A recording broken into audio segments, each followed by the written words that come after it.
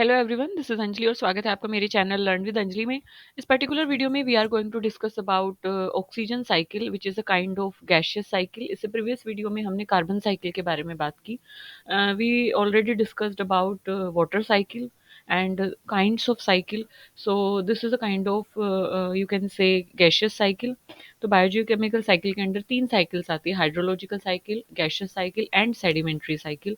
So oxygen जो है वो क्योंकि एक गैस है, गैशियस फॉर्म में नेचर में पाई जाती है, तो ये जो साइकिल है इसका साइक्लिक जो मूवमेंट है वो गैशियस साइकिल के अंडर में आता है। चलिए स्टार्ट करते हैं कि what is oxygen and what is oxygen cycle. So, getting start in this video, oxygen is like element in periodic table जिसका एटॉमिक नंबर होता है, इसका एटॉमिक नंबर होता है 8। और ये कलरलेस, ऑर्डरलेस और एक टेस्टलेस गैस है जो कि किसी भी लिविंग ऑर्गेनिज्म के सर्वाइवल के लिए अर्थ पे ज़रूरी है। लगभग लगभग अगर हम बात करें एटमॉस्फेयर में, जो ऑक्सीजन है वो 21% एटमॉस्फेयर का पार्ट कॉन्स्टिट्यूट करती है, यानी कि एटमॉस्फेयर में 21% that is by volume, that is oxygen. और इसके अलावा ऑक्सीजन जो है एक की कंपोनेंट है वाटर का भी, यानी कि जब हम H2O की बात करते हैं, जब हम पानी की बात करते हैं तो पानी में भी एक इम्पॉर्टेंट एलिमेंट जो आता है वो ऑक्सीजन आता है। और इसके अलावा बहुत सारे बायोलॉजिकल मॉलिक्यूल्स हैं जहाँ पे ऑक्सीजन एक मेन कॉन्स्टिट्यूएंट के तौर पे होता है। ऑक्सीजन का जो एटॉमिक नंबर है वो है 8, और इसका एटॉमिक नंबर है, एटॉमिक सिंबल है O, एटॉमिक नंबर है 8। और इसका एटॉमिक मास अगर हम देखें तो अप्रोक्सीमेटली इसका एटॉमिक मास है 16। और ये किस ग्रुप में आता है? ये चाल्कोजेंस ग्रुप में आता है। ग्रुप 16 जो है पीरियोडिक टेबल का, उसके अंडर में ये ऑक्सीजन आता है। और नेचुरल नेचुरल ये किस स्टेट में मिलता है? नेचुरल ये डाई एटॉमिक स्टेट यानी O2 की फॉर्म में, मोलिकुलर फॉर्म में। Diatomic state, diatomic मतलब दो एटम जब आपस में मिले हों तो उस स्टेट में, नेचुरल स्टेट में मिलता है। हालांकि इसका सिंबल जो है O है, बट नेचुरली ये O2 की फॉर्म में मिलता है ना, तो डाई एटॉमिक स्टेट में मिलता है। So I hope you got some brief idea about oxygen कि क्या होता है, क्या एटॉमिक नंबर है, किस स्टेट में मिलता है, और पीरियोडिक टेबल के किस टेबल में ये आता है। तो ये सारी चीज़ें अभी हमने डिस्कस कर ली हैं इसमें। अब हम बात करते हैं ऑक्सीजन साइकिल के बारे में। तो जैसे मैंने बताया, ये एक इसेंशियल बायोलॉजिकल इसेंशियल एलिमेंट है जो कि बायोलॉजिकल ऑर्गेनिज्म के लिए ज़रूरी है। और बायोजियोकेमिकल साइकिल डिस्क्राइब करता है इसका मूवमेंट जो है एटमॉस्फेयर में, बायोलॉजिकल मैटर में और बायोस्फेयर में किस तरीके से, मतलब ये बायोटिक अबायोटिक फैक्टर में किस तरीके से साइक्लिक फॉर्म में मूव करेगा।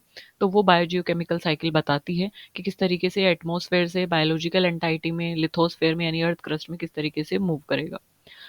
जो वास्ट मेजोरिटी है एटमॉस्फेयर ऑक्सीजन की, वो कहाँ से आती है? वो आती है फोटोसिंथेसिस से। फोटोसिंथेसिस जो एक प्रोसेस है जो कि प्लांट करते हैं, जिसमें वो ऑक्सीजन को रिलीज करते हैं जब वो कार्बन डाइऑक्साइड वाटर को एब्जॉर्ब करते हैं और अपना फूड प्रिपेयर करते हैं। तो उसी प्रक्रिया के दौरान वहाँ से जो रिलीज होती है वो क्या रिलीज होती है? ऑक्सीजन। तो एटमॉस्फेयर में जो मेजर पोर्शन है ऑक्सीजन का, वो फोटोसिंथेटिक एक्टिविटी से कहीं ना कहीं आता है। प्लांट और अदर फोटोसिंथेटिक ऑर्गेनिज्म वो क्या करते हैं? CO2, वाटर और लाइट एनर्जी को यूज़ करते हैं ग्लूकोज और ऑक्सीजन को प्रोड्यूस करने के लिए। बेसिकली ऑक्सीजन एक बाई प्रोडक्ट है इस प्रोसेस में, मतलब वो ग्लूकोज को प्रोड्यूस करते हैं, बट ऑक्सीजन जो है, ऑक्सीजन और वाटर रिलीज होता है। Glucose is use to synthesise organic molecule. Glucose is a kind of synthetic molecule और एक ऑर्गेनिक मॉलिक्यूल है। जबकि ऑक्सीजन जो है वो रिलीज हो जाता है एटमॉस्फेयर में, मतलब ग्लूकोज जो है वो सिंथेसाइज होता है और वो फ्रूट की फॉर्म में, फूड की फॉर्म में स्टोर होता है। जबकि जो ऑक्सीजन रिलीज होती है वो कहाँ चली जाती है? एटमॉस्फेयर में चली जाती है, जो फोटोसिंथेटिक एक्टिविटी परफॉर्म होती है प्लांट्स के द्वारा। So oxygen is removed from the atmosphere through decomposition process and respiration in living organism. अब ऑक्सीजन जो है वो रिमूव भी होती है, मतलब ऐसा नहीं है सिर्फ ऑक्सीजन एटमॉस्फेयर में जाएगी, ऑक्सीजन ली भी जाएगी, ऑक्सीजन कंज्यूम भी होगी। तो ऑक्सीजन जो है वो एटमॉस्फेयर से डिकम्पोजिशन प्रोसेस और रेस्पिरेशन, दो प्रोसेस के थ्रू कंज्यूम होती है। तो आइए इस साइकिल के बारे में पढ़ते हैं और देखते हैं कि किस तरीके से, क्या क्या स्टेप्स इसमें इन्वॉल्व होते हैं और किस तरीके से जो ऑक्सीजन है वो मूव होती है। तो ये इसका डायग्राम है। ये डायग्राम बेटर तरीके से एक्सप्लेन कर रहा है कि किस तरीके से ऐड होती है ऑक्सीजन एटमॉस्फेयर में और किस तरीके से कंज्यूम होती है, यानी माइनस होती है। तो अगर हम इसका एक हिस्सा देखें तो इस हिस्से में ऑक्सीजन जो है वो ऐड हो रही है एटमॉस्फेयर में, और इस हिस्से में वो नेगेटिव में जा रही है, यानी माइनस में जा रही है, यानी कंज्यूम हो रही है एटमॉस्फेयर से। तो उसको ध्यान से पढ़ेंगे। यहाँ पे देखेंगे कि सभी ग्रीन प्लांट जो है फोटोसिंथेसिस प्रोसेस के थ्रू रिलीज बैक करते हैं ऑक्सीजन को एटमॉस्फेयर में एज अ बाई प्रोडक्ट। मतलब जब वो ऑक्सीजन जो वो फूड प्रिपेयर कर रहे होते हैं, यानी कि वो ऑर्गेनिक मॉलिक्यूल यानी ग्लूकोज को प्रिपेयर कर रहे होते हैं, तो वहाँ ऑक्सीजन भी रिलीज होती है और वो एटमॉस्फेयर में रिलीज होती है, तो एज अ बाई प्रोडक्ट वो रिलीज होती है। तो यहाँ पे ध्यान देंगे। फिर उसके बाद सभी एरोबिक ऑर्गेनिज्म जो है फ्री ऑक्सीजन को रेस्पिरेशन की प्रोसेस के दौरान यूज कर रहे होते हैं। तो एरोबिक जो ऑर्गेनिज्म होते हैं, यानी कि जो ऑक्सीजन की प्रेजेंस में अपना फूड ब्रेक डाउन करते हैं, तो वो कहाँ से लेते हैं ऑक्सीजन को? एटमॉस्फेयर से लेते हैं। तो वहां से एटमॉस्फेयर से ऑक्सीजन कंज्यूम होती है। जो एनिमल होता है वो एक्सेल करते हैं कार्बन डाइऑक्साइड को वापस से एटमॉस्फेयर में, which then again used by plant during photosynthesis. तो वापस से वो कार्बन डाइऑक्साइड जो है यूज होती है फोटोसिंथेसिस प्रोसेस के दौरान, ग्लूकोज का मॉलिक्यूल प्रिपेयर होता है और ऑक्सीजन रिलीज बैक होती है। अब ऑक्सीजन जो है वो बैलेंस हो जाती है एटमॉस्फेयर में। मतलब ऑक्सीजन अगर प्लस में जा रही है, यानी कि एटमॉस्फेयर में अगर ऐड हो रही है, तो ऑक्सीजन माइनस में भी जाती है, मतलब ऑक्सीजन एटमॉस्फेयर से कंज्यूम भी होती है। किस तरीके से होती है देख लेते हैं। जैसे ऑक्सीजन साइकिल है, तो यहाँ पे क्या होता है कि ऑर्गेनिक मॉलिक्यूल है, ऑर्गेनिक मॉलिक्यूल का ब्रेकडाउन होगा रेस्पिरेशन की प्रोसेस के थ्रू। यानी कि रेस्पिरेशन की प्रोसेस में क्या होता है कि ऑर्गेनिक मॉलिक्यूल ब्रेकडाउन होता है किसकी प्रेजेंस में? ऑक्सीजन की प्रेजेंस में। जब ऑक्सीजन को लिया जाएगा ऑक्सीजन की प्रेजेंस में, रेस्पिरेशन की प्रोसेस के through organic molecule break down होगा, तो CO2 रिलीज होगी, कार्बन डाइऑक्साइड रिलीज होगी। अब उस कार्बन डाइऑक्साइड को प्लांट कंज्यूम करेंगे, प्लांट उसको एब्जॉर्ब करेंगे, क्योंकि उन्हें फोटोसिंथेसिस एक्टिविटी परफॉर्म करनी है। ठीक है, यानी कि उन्हें जो है फूड प्रिपेयर करना है। तो वो कार्बन डाइऑक्साइड को क्या करेंगे? एब्जॉर्ब करेंगे, और फिर से वो कार्बन डाइऑक्साइड को एब्जॉर्ब करके क्या करेंगे? ऑर्गेनिक मॉलिक्यूल प्रिपेयर करेंगे। तो वापस से वो क्या करेंगे? ग्लूकोज का प्रिपरेशन करेंगे, यानी ऑर्गेनिक मॉलिक्यूल का प्रिपरेशन करेंगे। तो ये प्रोसेस हो गई है ना। अब जब वो फोटोसिंथेटिक एक्टिविटी कर रहे हैं, तो वो ऑर्गेनिक मॉलिक्यूल तो प्रिपेयर कर रहे हैं, साथ ही साथ बाई प्रोडक्ट के तौर पे क्या रिलीज हो रहा है? ऑक्सीजन रिलीज हो रहा है। तो जब ऑक्सीजन रिलीज होगा तो वो कहाँ जाएगा? वो जाएगा एटमॉस्फेयर में। तो वो एटमॉस्फेरिक ऑक्सीजन की फॉर्म में क्या हो जाता है? ऐड हो जाता है। और एटमॉस्फेयर में ऑक्सीजन ऐड होता है तो वापस से प्लांट को रेस्पिरेशन भी करना होता है, यानी कि उन्हें भी तो अपनी बॉडी एक्टिविटी परफॉर्म करने के लिए एनर्जी की ज़रूरत होती है। तो एनर्जी वो कहाँ से लेंगे? जब वो ऑर्गेनिक मॉलिक्यूल को ब्रेक डाउन करेंगे। ऑर्गेनिक मॉलिक्यूल ब्रेक डाउन होगा रेस्पिरेशन की प्रोसेस के थ्रू। तो रेस्पिरेशन की प्रोसेस के थ्रू किसकी ज़रूरत होती है? ऑक्सीजन की ज़रूरत होती है। तो रेस्पिरेशन की प्रोसेस परफॉर्म करने के लिए ऑक्सीजन की ज़रूरत होगी। वापस से एटमॉस्फेयर से ऑक्सीजन कंज्यूम की जाएगी, यानी ऑक्सीजन माइनस में जाएगी। तो ऑक्सीजन कंज्यूम की जाएगी, और जब ऑक्सीजन कंज्यूम की जाएगी और ऑर्गेनिक मॉलिक्यूल को ब्रेक डाउन किया जाएगा, तो वहाँ से जो बाई प्रोडक्ट निकलेगा वो निकलेगा water. Water as a by product निकलेगा, और CO2, CO2 वहाँ से बाई प्रोडक्ट के तौर पे निकलेगा। ठीक है। तो फिर से वापस से फोटोसिंथेसिस एक्टिविटी परफॉर्म होगी, फिर से वापस से जो वाटर है और जो CO2 है उसको कंज्यूम कर लिया जाएगा, और उसको जब कंज्यूम किया जाएगा फोटोसिंथेसिस एक्टिविटी परफॉर्म होगी, और वापस से ऑक्सीजन एटमॉस्फेयर में ऐड कर दी जाएगी, क्योंकि फोटोसिंथेसिस एक्टिविटी का बाई प्रोडक्ट क्या होता है? ऑक्सीजन होता है। तो इस तरीके से ऑक्सीजन जो है वो एटमॉस्फेयर में ऐड भी हो रही है, और साथ ही साथ ऑक्सीजन जो है एटमॉस्फेयर से कंज्यूम भी हो रही है। तो ऑक्सीजन जो है एक बैलेंस फॉर्म में कहीं ना कहीं हो जाती है, मतलब अगर वो ऐड हो रही है तो वो कंज्यूम भी हो रही है। तो इस तरीके से आप देखेंगे तो एक साइकिल फॉर्म हो गई है कि एटमॉस्फेयर से स्टार्ट हुआ, वापस से लिविंग ऑर्गेनिज्म में आया, वापस से जो है सॉइल में गया, एंड देन वापस से फिर से ऑक्सीजन जो है कहाँ पे चला गया? एटमॉस्फेयर में चला गया। तो this is the cyclic form जहाँ पे ऑक्सीजन जो है बैलेंस रहती है। 21% जो है ऑक्सीजन हमारे एटमॉस्फेयर में प्रेजेंट होती है। इसके अलावा ये मूव करती है बायोटिक फैक्टर में, जैसे कि लिविंग ऑर्गेनिज्म यानी कि प्लांट्स और एनिमल्स में।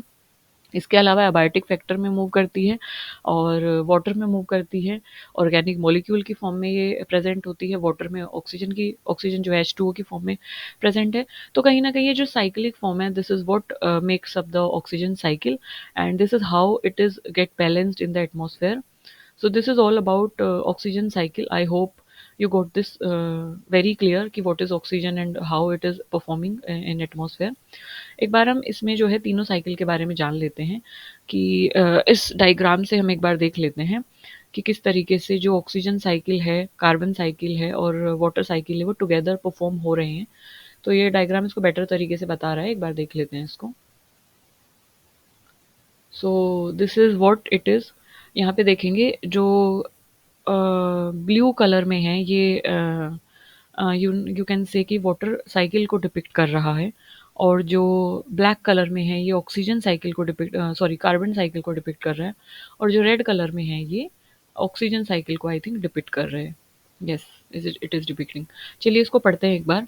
यहाँ से देखेंगे कि जो वाटर है, वाटर जो एक्सपोजिंग वाटर बॉडीज़ हैं, वहाँ से हीट अप होता है और इवेपोरेशन की प्रोसेस के थ्रू एटमॉस्फेयर में जाता है। जहाँ पे भी ब्लू एरोज़ हैं, अभी आप उन पे ध्यान देंगे क्योंकि हम वाटर साइकिल के बारे में पढ़ रहे हैं।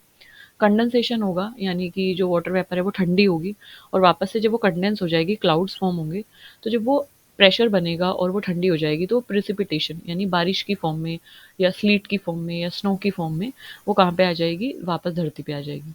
तो ये ब्लू जो एरोज है वो किसको डिपिक्ट कर रहे हैं, वाटर साइकिल को डिपिक्ट कर रहे हैं।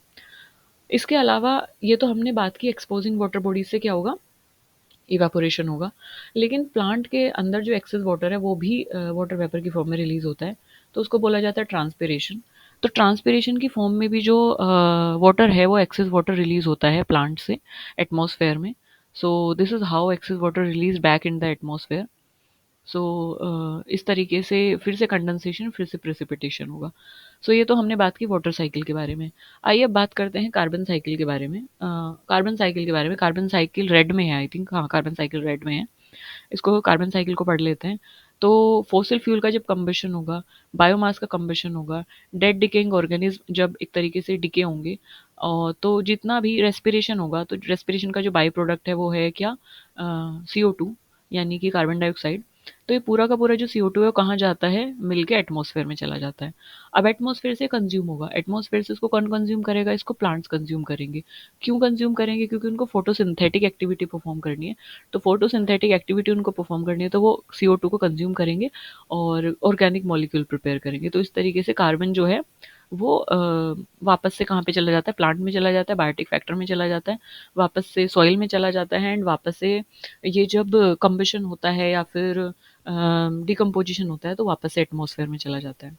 Now moving on to what, oxygen cycle. Oxygen cycle में अगर हम बात करें, रोग जब वेदर्ड होंगी, तो वहाँ से एक तरीके से जब रेस्पिरेशन सॉरी फोटोसिंथेसिस होगा, फोटोसिंथेसिस होगा तो CO2 सॉरी ऑक्सीजन जो है वो कहाँ पे रिलीज होगी, एटमॉस्फेयर में रिलीज होगी। ऑक्सीजन जब एटमॉस्फेयर में रिलीज होगी वापस से उसको एनिमल रेस्पायर जब करेंगे, प्लांट जब रेस्पायर करेंगे तो वो ऑक्सीजन को कंज्यूम करेंगे क्योंकि उन्हें फूड का ब्रेक डाउन करना है। तो वापस से कंज्यूम होगी, देन जब फोटोसिंथेटिक एक्टिविटी होगी तो वापस से एटमॉस्फेयर में रिलीज बैक हो जाएगी।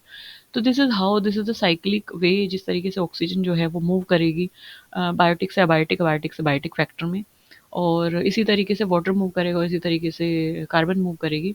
So this is the like summarized form of all the three cycles.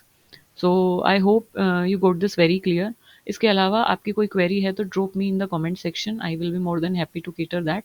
And तब तक के लिए हंसते रहिए, मुस्कुराते रहिए और पढ़ते रहिए, which is very much necessary for clearing UGC net exam. और जो भी चीज़ें ज़रूरी है, जो भी अंडरलाइन की है, एक बार उन कीवर्ड्स को आप देख लेंगे और रिवाइज कर लेंगे जैसे ही वीडियो खत्म होती है। तो प्लीज़ एक बार रिवाइज ज़रूर कर लीजिएगा, it will be more beneficial कि आपको रिटेन रहेंगी चीज़ें। ठीक है, so thank you for listening me so patiently, bye bye.